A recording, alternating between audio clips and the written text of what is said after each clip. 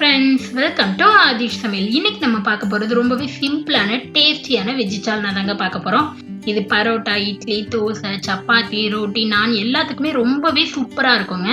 அதே போல ரொம்பவே ஈஸியா டேஸ்டியாவும் செஞ்சிடலாம். இது வந்து நமக்கு செய்யறதுக்கு ஒரு 15 ல இருந்து 20 நிமிஷம் தான் ஆகும். அவ்வளோ சிம்பிளா இருக்கும். இப்போ எப்படி செய்யறதுன்னு பார்க்கலாமாங்க. அதுக்கு முன்னாடி நம்ம சேனல்லேயே எம்டி சால்னா எப்படி செய்யறது அப்படிங்கிற வீடியோ போட்டிருக்கோம். பார்க்கலனா லிங்க் டிஸ்கிரிப்ஷன்ல இருக்கு, போய் பாருங்க. இப்போ நம்ம வெஜ் சால்னா எப்படி செய்யறதுன்னு பார்க்கலாம் வாங்க. இப்போ வெஜிடபிள் சால்னா செய்யறதுக்கு நம்ம வெங்காயம் தக்காளியில ஃபர்ஸ்ட் வதக்கலாம். அதுக்கு இங்க ஒரு கடாயில ஒரு 2 ல இருந்து 3 ஸ்பூன் அளவு எண்ணெய் சேர்த்துக்கோங்க. எண்ணெய் சூடானது இதுல ஒரு 3 ஏலக்காய், ஒரு ஸ்டார் அனீஸ் அதாவது நட்சத்திர சோம்பு, இதோட ஒரு 4 கிராம்பு சேர்த்துக்கலாம். ஒரு சின்ன துண்டு 2 சின்ன துண்டு பட்டை, கொஞ்சம் கல்பாசி, இதோட ஒரு அரை ஸ்பூன் அளவு பெருஞ்சீரகம் அதாவது சோம்பு சேர்த்துக்கலாம். இது எல்லாத்தையும் சேர்த்து விட்டு நல்லா வறுத்து எடுத்துக்கலாம். இப்ப இதோட காரத்துக்கு தேவையான அளவு பச்சை மிளகாய், நான் ஒரு 7 ல இருந்து 8 பச்சை மிளகாய் வச்சிருக்கேன். நம்ம வந்து மசாலா எதுவும் சேர்க்க போறதில்ல, பச்சை மிளகாய் மட்டும்தான் காரத்துக்கு, தூள் எதுவும் சேர்க்காதனால உங்களுக்கு எவ்வளவு காரம் தேவையோ அந்த அளவு சேர்த்துக்கோங்க. இதை சேர்த்து விட்டு சும்மா ஒரு மிக்ஸ் பண்ணி விட்டுருங்க. இதோட ஒரு 7 ல இருந்து 8 பல்லு பூண்டு, ஒரு 4 சின்ன துண்டு இஞ்சி எடுத்து வச்சிருக்கேன், இதை சேர்த்துக்கலாம். இதெல்லாம் நம்ம அரைக்க போறதுனால நான் அப்படியே சேர்த்துக்கிறேன், இல்லைன்னா நம்ம இஞ்சி பூண்டு பேஸ்டா சேர்த்துக்கலாம். இப்போ வந்து 2 பெரிய சைஸ் வெங்காயத்தை இந்த மாதிரி ரஃபா கட் பண்ணி வச்சிருக்கேன். ஏன்னா நம்ம அரைக்க போறோன்றதுனால சும்மா அப்படியே ஒன்றும் பாதியமா கட் பண்ணி எடுத்து வச்சிருக்கேன். இதை சேர்த்து விட்டு நல்லா மிக்ஸ் பண்ணி விட்டுலாம். வெங்காயம் ரொம்ப வதங்க தேவையில்லைங்க, கண்ணாடி பதத்துக்கு வதங்கினா போதும். இப்போ இதை நல்லா 1 நிமிஷத்துக்கு வதக்கி எடுத்துக்கலாம். இப்போ வெங்காயம் வதங்கிடுச்சு. இதோட 2 பெரிய சைஸ் தக்காளியை அதே போல ரஃபா கட் பண்ணி எடுத்து வச்சிருக்கேன், இதையும் சேர்த்துக்கலாம். இதை சேர்த்து விட்டு நல்லா மிக்ஸ் பண்ணி விட்டுருங்க. இப்போ இந்த கிரேவிக்கு தேவையான அளவு உப்பு சேர்த்துக்கலாங்க. நான் இப்போ ஒரு அரை ஸ்பூன் சேர்த்துக்கிறேன். உப்பு சேர்த்து வதக்கும் போது வெங்காயம் தக்காளி சீக்கிரம் வேகும். நம்ம அதுக்கப்புறம் உப்பு தேவையான அளவு பார்த்துட்டு சேர்த்துக்கலாம். இப்போ இதை சேர்த்து விட்டு வெங்காயம் தக்காளி வந்து நல்லா குழைவாகி வர்ற வரையும் வதக்கி எடுத்துக்கலாம்.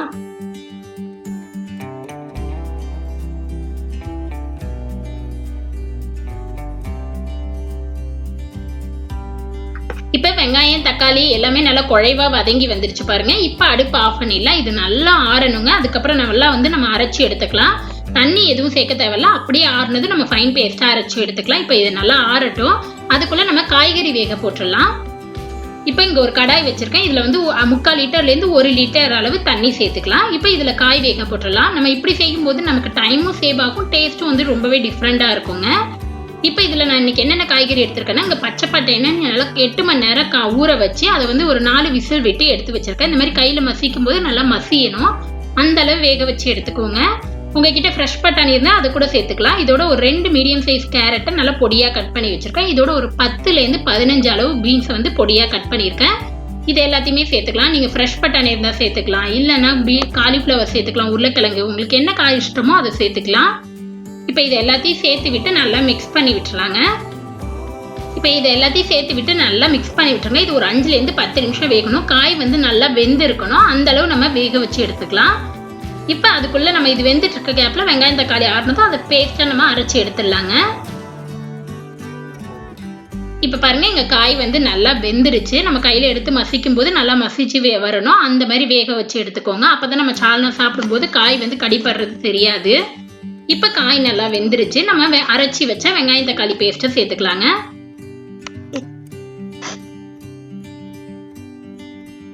பாருங்க, நான் இந்த அளவு நல்லா தண்ணி எதுவுமே சேர்க்கல, அந்த வெங்காயம் தக்காளியில இருந்த தண்ணியே போதும். அதை இப்ப நம்ம அரைச்சி வச்ச பேஸ்ட்டை சேர்த்துக்கலாம்.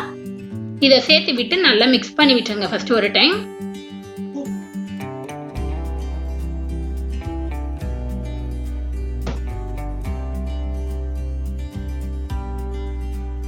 இப்போ நல்லா மிக்ஸ் பண்ணியாச்சு. இதோட அதே மிக்சர் ஜார்ல ஒரு சொம்பு அளவு அதாவது 1/2 லிட்டர் அளவு தண்ணி சேர்த்துருக்கேன். இதை சேர்த்து விட்டு நல்லா மிக்ஸ் பண்ணி விட்டுலாம். சால்னா வந்து நமக்கு தண்ணியா இருந்தால் தான் நல்லா இருக்கும், அதனால தண்ணி கொஞ்சம் எக்ஸ்ட்ரா சேர்த்துக்கோங்க. ரொம்ப திக்கா வச்சிங்கன்னா நல்லா இருக்காது. இப்போ இதை சேர்த்து விட்டு நல்லா மிக்ஸ் பண்ணி விட்டுடுங்க. உப்புலாம் கரெக்டாக இருக்கான்னு பார்த்துக்கலாம். இப்போ உப்பு கரெக்டாக இல்லைன்னா நம்ம மசாலா சேர்க்கும் போது வந்து உப்புலாம் சேர்த்துக்கலாம். இப்போ இதோட ஒரு 1/2 ஸ்பூன் அளவு மஞ்சள் தூள் சேர்த்துக்கலாங்க. ஒரு 1 ஸ்பூன் அளவு கரம் மசாலா பவுடர் சேர்த்துக்கோங்க. இதை சேர்த்து விட்டு நல்லா மிக்ஸ் பண்ணி விட்டுருங்க. இதில் மிளகாய் தூள் எதுவும் சேர்க்க தேவையில்ல, நம்ம காரத்துக்கு பச்சை மிளகாவே சேர்த்துருக்கோம், அதுவே போதும். இப்போ நம்ம வந்து உப்பு காரம் எல்லாம் நமக்கு கரெக்டாக இருக்கான்னு பார்த்துட்டு கம்மியாக இருந்ததுன்னா நம்ம சேர்த்துக்கலாம்.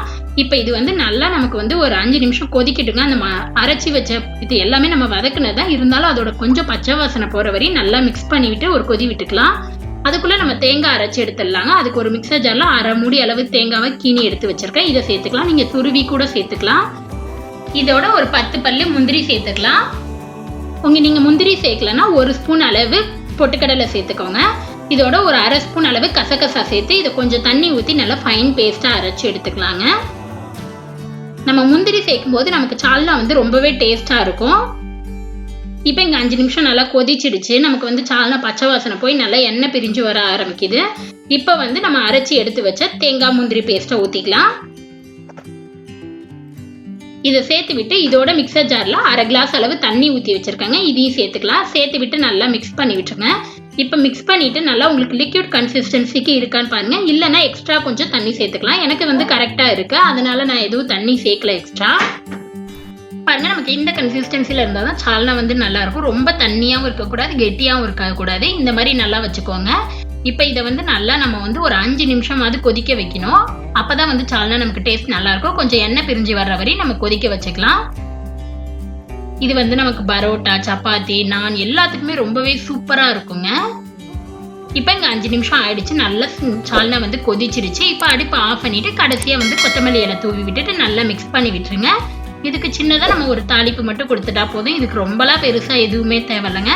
பாருங்க, நமக்கு கரெக்டான கன்சிஸ்டன்சில இருக்கு. இப்போ இதுக்கு தேவையானதை தாளிச்சு எடுத்துக்கலாம். நம்ம இப்ப தாளிக்கிறதுக்கு ஒரு சின்ன கரண்டி வச்சிருக்கேன். இதுல வந்து 1லேருந்து 2 ஸ்பூன் அளவு எண்ணெய் ஊத்திக்கோங்க. எண்ணெய் சூடானது இதுல ஒரு 1/2 ஸ்பூன் அளவு கடுகு, கொஞ்சம் கருவேப்பிலை. கடுகு நல்லா பொரிஞ்சது, கருவேப்பிலை சேர்த்துக்கோங்க. அவ்வளவுதான், இதுவே போதும். இதை வந்து நம்ம ரெடி பண்ணி வச்சா சால்னால ஊத்தி விட்டுருங்க. இதை சேர்த்து விட்டு நல்லா மிக்ஸ் பண்ணி விட்டுருங்க. அவ்வளோதான், நம்மளோட வெஜ் சால்னா சூப்பராக ரெடி ஆயிடுச்சு. இது நல்லா அவ்வளோ டேஸ்ட்டாக இருக்குங்க. ரொம்பவே சிம்பிளாகவும் இருக்கும். நமக்கு வந்து ஒரு பக்கம் வெங்காயம் தக்காளி வதக்கிட்டு ஒரு பக்கம் இந்த காயெல்லாம் வேக வச்சுட்டு அதுக்குள்ளே தேங்காய் அரைச்சதுன்னா 10 நிமிஷம் தாங்க ஆகும் நமக்கு செய்யறதுக்குன்னு பார்த்தா. ரொம்பவே ஈஸியாக சிம்பிளாக செஞ்சிடலாம். அதே போல் டேஸ்டியாகவும் இருக்கும். கண்டிப்பாக நீங்களும் ட்ரை பண்ணி பாருங்க. உங்களுக்கு இந்த வீடியோ பிடிச்சிருந்துச்சுன்னா லைக் பண்ணுங்க, ஷேர் பண்ணுங்க, கமெண்ட் பண்ணுங்க, மறக்காம சப்ஸ்கிரைப் பண்ணுங்க. கூடவே இருக்கிற பெல் பட்டனை ப்ரெஸ் பண்ணுங்க. அப்பதான் நான் எப்போ வீடியோ போட்டாலும் உங்களுக்கு நோட்டிஃபிகேஷன் வரும். நெக்ஸ்ட் ஒரு நல்ல ரெசிபியில் உங்களை பார்க்குறது வரைக்கும் பாய். இந்த வெஜ் சால்னாவுக்கு சூப்பரான பன் பரோட்டா லெஃப்ட் சைடு இருக்கு, நார்மல் பரோட்டா ரைட் சைடு இருக்கு. பார்க்கலாம், போய் கிளிக் பண்ணி பாருங்க.